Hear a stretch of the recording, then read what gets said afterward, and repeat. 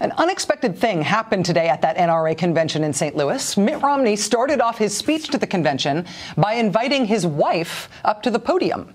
It was a surprise. She was not billed as part of the event, but Mr. Romney brought her up to the podium and said, "I happen to believe that all moms are working moms." Mr. Romney clearly believing he was scoring a great political point in not just introducing his wife unexpectedly, but by saying he respects women who work in the home. Also today, in what ought to be the kind of spirit of bipartisanship moment that the Beltway press knocks itself out cheering so hard for, on the same day Mitt Romney was telling the NRA that he believes moms are working moms, Barack Obama, the Democratic president, was telling an interviewer exactly the same thing. Mr. Obama, in an interview with Telemundo, saying this to Jose Diaz-Balart. There's no job that's tougher than being a mom. I saw that with my own mom, a single mom trying to put herself through school. I see it with Michelle and the incredible energy that she brings to raising her kids.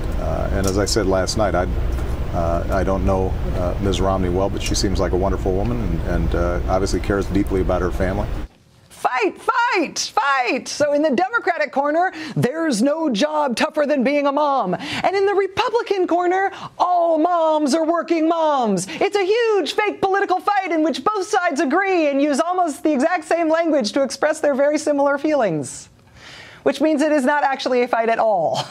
Which means that if there is a difference between the parties, if there is a difference between the candidates on women's issues, if there is something that explains why women tell pollsters they like President Obama much more than they like Mitt Romney, if we are looking for the real difference between the parties that explains this divide, we have not found it in this fake fight. Republicans are not being accused of waging a war on women for no reason or for something about which they agree with the Democrats entirely. Republicans are being accused of waging a war on women for something they're doing that is very different than what the Democrats are doing.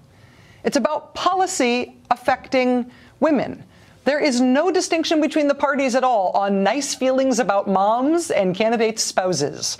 But there is a great distinction between the parties on, well, take your pick. I mean, in Arizona yesterday, the Republican governor there, Jan Brewer, signed into law the most restrictive ban on abortions in the country.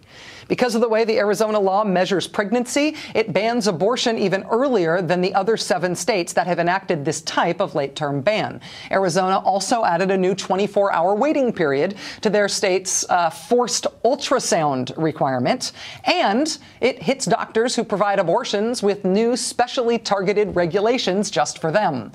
A bill also landed on the governor's desk this week that would make it legal for doctors to lie to women about their pregnancies if the doctor thinks it will prevent that woman from seeking an abortion.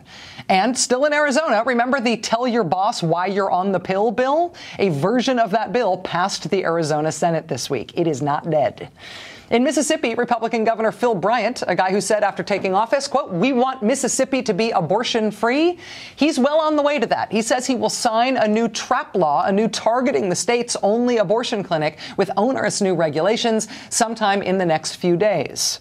In Iowa this week, wrangling among Republicans over new abortion restrictions appears poised to delay the legislature's work on a little thing called the budget and also the end of the legislative session. Yesterday, the Iowa Senate was fighting about a Republican proposal to defund Planned Parenthood. In Michigan, former Congressman Pete Hoekstra is running for U.S. Senate this year. This week on the campaign trail, Mr. Hoekstra was asked about the Lilly Ledbetter Fair Pay Act, the law that helps get women equal pay for equal work by ensuring their access to the courts.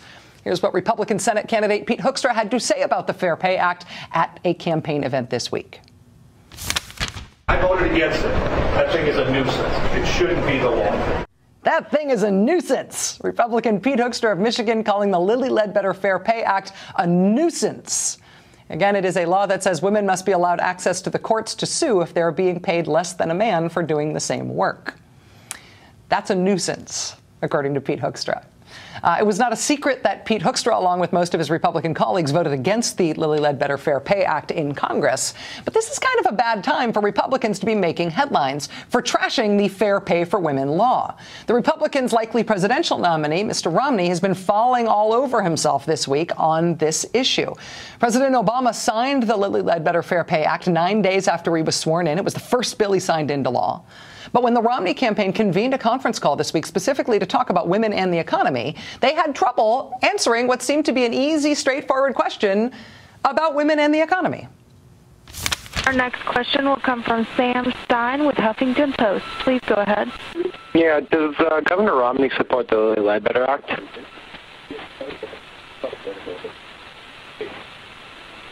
And we'll get back to you on that. The point of the call, again, is Mitt Romney is great for women and the economy. Does Mitt Romney support equal pay for women and legislation to help that along? We'll get back to you on that. Did anybody know they were going to ask about that? Why didn't you brief me?